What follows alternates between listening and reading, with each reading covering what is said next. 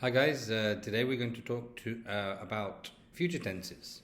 Simple future, going to, future continuous, future perfect, and future perfect continuous. So, let's start off with simple future. With simple future, it is generally used to describe an action or an event that is going to or that will happen in the future.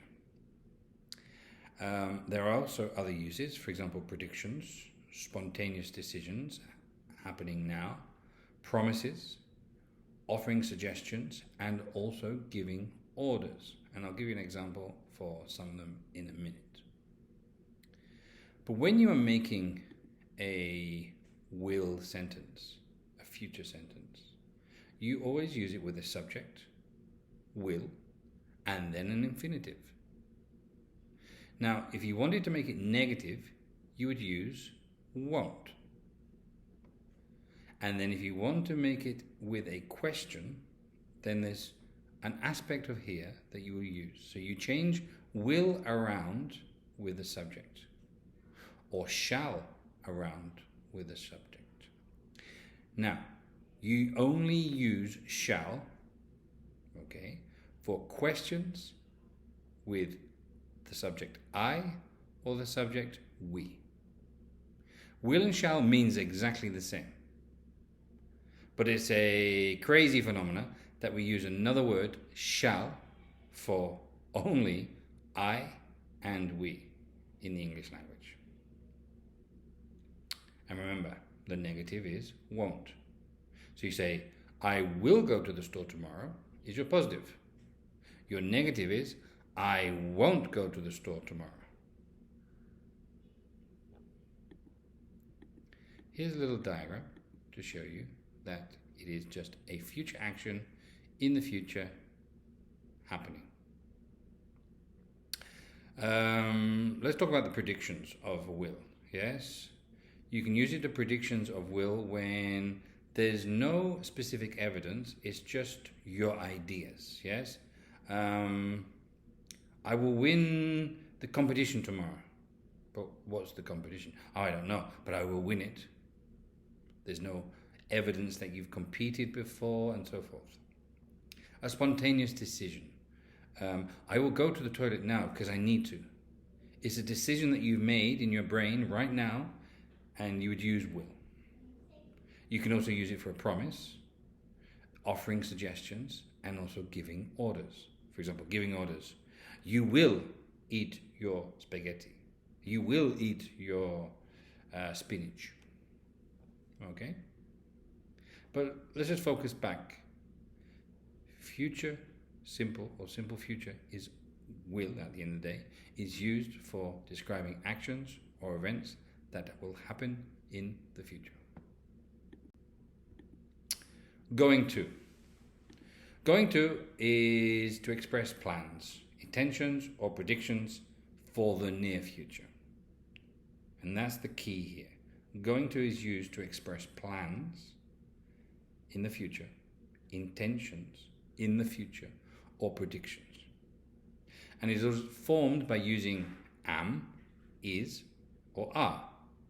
I am, he is, she is, it is, or you are, we are, or they are going to. And you remember, it's always going to, plus the base form, which is the infinitive, yes, but without to. Well, you've already got the to there. For example, I am going to visit my parents this weekend. What is that? That's a plan. I'm going to visit my parents this weekend. In comparison to, I will visit my parents this weekend. What's the difference? Well, if you use going to, you're saying that it's been planned previously. But if you say with will, I will go to visit my parents this weekend, it could be a prediction without evidence, or it also could be a spontaneous decision that you're making now. Oh yeah, I will go to visit my parents this weekend. Why not? And here, just a little diagram to say that it is a future action, but it can be compared with will or going to. So my focus again is Going to can express for plans, intentions, or predictions. And will for future actions in the future. For example, spontaneous decisions.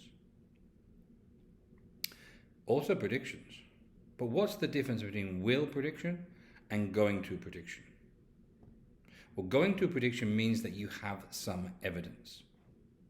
Let's look in the sky. There's clouds in the sky. So it's dark, it's grey, it might rain. So what will you use? It's going to rain or it will rain? Well, you would use going to because there's evidence that in the sky that it's grey, that there's clouds, and it's more likely to rain. So you would use going to. Let's move on to future continuous. Future continuous is used to describe actions that will be ongoing at a specific point in the future. Let me repeat that because that's quite difficult to get your head around. It describes an action that is in the future and that it is ongoing at a specific point in the future. Let's have a look at the diagram. You've got the future. You've got a specific point which is 3 p.m. tomorrow. So in the future, tomorrow at 3 p.m., the example here says, I will be working. And I will be working is over a period of time. It could be 1 hour, 2 hours, 5 hours. So from 3 o'clock tomorrow, a future action will happen. And that action will be over a period of time. So you're saying, at 3 p.m. tomorrow, I will be working on my project. So how do you form this? Well, you use a subject, will, the verb to be, plus a verb, plus ing. I will be working. That's quite a difficult one to get your head around. But you've got to just think that you're explaining a future action at a specific moment in the future, and then that action continues for a period of time. Next one, future perfect. Now this is a little bit even more complicated. So future continuous. Future continuous describes an action that will have been ongoing for a certain duration up to a specific point in the future. So we're talking about that it started in the past, that it's arrived at the present, and up until a specific point in the future, it will continue. And that's why you have the continue. So the future perfect is added there, but it's up until the future that it will continue. So for example, by next week, 1 week in the future, I will have been studying for 6 months. So where are you now? Well, you are up to 5 months and 3 weeks you have studied. But you've still got 1 more week of the course. So you say, by next week in the future, I will have been studying for these 6 months. But you've only got one week left because you've already completed the 5 months and 3 weeks. Complicated one. We're going to continue with this down the line a little bit future, but this is just an introduction to the future perfect continuous. Okay, pues thank you very much. Hope this helps. If there's any comments, then write them down below, and I will definitely see you in the next video. Thanks.